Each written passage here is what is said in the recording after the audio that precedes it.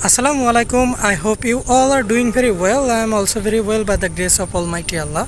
Today I am on the village road. You can see this is our village road, and the road is under construction because there is a lot of mud, and for this reason the authority has decided to construct the road. And when the road will be built, then our transporting system will be good and our movement will be easier.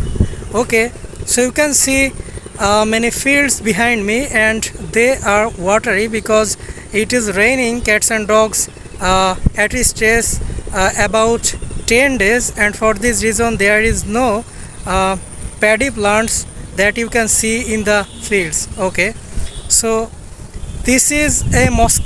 This is our mosque of our village, and you can see here the mosque.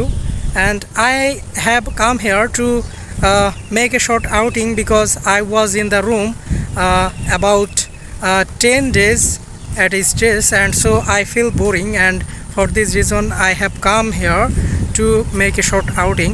Okay, so as I am walking, I decide that I should practice English, and for this reason I am practicing English with walking because it is a good way to learn English, and you can make video with English by this way. Okay, so this is how you can practice English also, and it will be benefited for you. Okay, so no more today. I will see you in another video in another day. Thanks for watching today's video.